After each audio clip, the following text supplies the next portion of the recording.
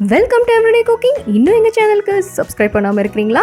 மறக்காமல் கிளிக் பண்ணுங்கள் சப்ஸ்கிரைப் பட்டனையும் பெல் ஐக்கானையும். எப்போது எங்களோட கனெக்டடாக இருங்க அண்ட் சப்ஸ்கிரிப்ஷன் ஃப்ரீ. இன்றைக்கி நம்ம கத்திரிக்காய் சாதம் எப்படி செய்யுதுன்னு பார்க்கலாம். அண்ட் இதுக்கு முதல்ல நம்ம மசாலா ரெடி பண்ணிக்கணும். ஸோ கொஞ்சமாக ஆயில் பேனில் விடுங்க.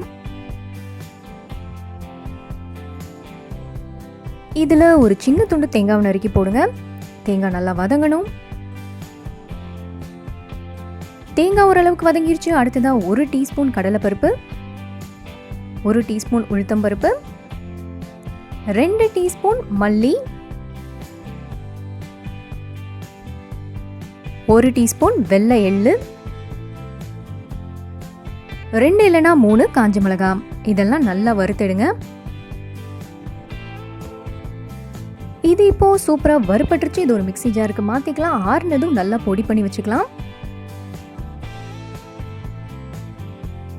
இந்த சாதம் செய்கிறதுக்கான மசாலா பொடி ரெடி. இது ஒரு பக்கம் இருக்கட்டும். அடுத்ததாக கொஞ்சமாக ஆயில் பேனில் விடுங்க.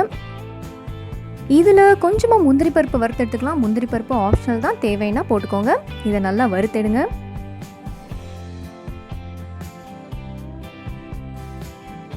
கேஷ்யூஸ் நல்லா வறுப்பட்டுருச்சு. இதை வெளியே எடுத்து வச்சுக்கலாம். அடுத்ததாக இதே எண்ணெயில் கடுகு, உளுத்தம்பருப்பு, கடலைப்பருப்பு சேர்க்க போகிறோம். எல்லாமே அரை டீஸ்பூன். கடுகு வெடிக்கட்டும், பருப்பு ரெண்டும் கலர் மாறட்டும். இப்போ ஒரு 1/2 கப் அளவுக்கு, அதாவது ஒரு சின்ன சைஸ் பெரிய வெங்காயத்தை குட்டி குட்டியாக சாப் பண்ணி ஆட் பண்ணுங்க. அடுத்து ஒரு கையளவுக்கு கருவேப்பிலை. இதோட ஒரு 1/4 டீஸ்பூன் அளவுக்கு பெருங்காயத்தூள் அண்ட் 1/4 டீஸ்பூன் அளவுக்கு மஞ்சள் தூள். இதெல்லாம் நல்லா கலந்து விடுங்க.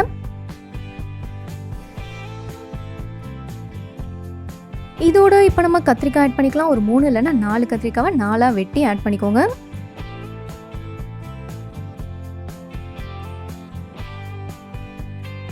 தேவையான அளவு உப்பு,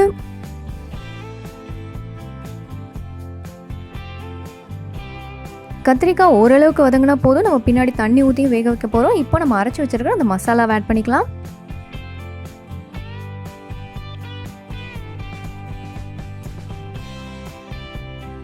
அடுத்ததாக நம்ம புளி தண்ணி ஆட் பண்ண போகிறோம். நான் ஒரு சின்ன லெமன் சைஸ் புளியை ஒரு 1/2 கப் தண்ணியில் ஊற வச்சுருக்கேன். இது ஒரு 10 நிமிஷம் ஊறிடுச்சு. இதை ஃபில்டர் பண்ணிக்கலாம்.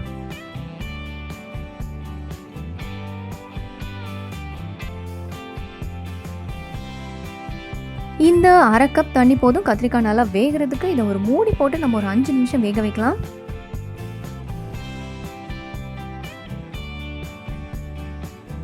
இது அடி பிடிச்சிடக்கூடாது. ஸோ அதுக்காக நடுவில் ஒரு தடவை இந்த மாதிரி எடுத்துகிட்டு கிளறிட்டு திரும்ப ஒரு 5 நிமிஷம் குக் பண்ணுங்கள். இந்த மாதிரி குக் பண்ணிங்கன்னா நல்லா எண்ணெய் கக்கிட்டு வந்துடும்.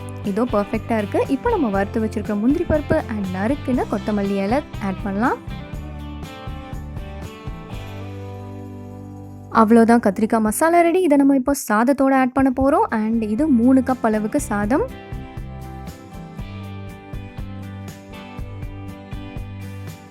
நான் இங்கே பாஸ்மதி ரைஸ் யூஸ் பண்ணியிருக்கேன். பட் நீங்கள் நார்மல் சாப்பாடு ரைஸ் கூட யூஸ் பண்ணிக்கலாம்.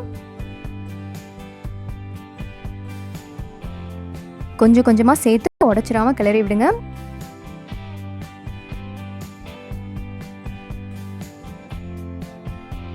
நம்மளோட கத்திரிக்காய் சாதம் இங்கே சூப்பராக ரெடி ஆயிடுச்சு. வேறொரு இன்ட்ரெஸ்டிங்கான ரெசிபியோடு உங்களை சந்திக்கிறோம். எங்கள் வீடியோஸ் எல்லாம் பிடிச்சிருந்தால் லைக் பண்ணுங்கள், ஷேர் பண்ணுங்கள், கமெண்ட் பண்ணுங்கள் அண்ட் மறக்காமல் எங்கள் சேனலுக்கு சப்ஸ்கிரைப் பண்ணுங்கள்.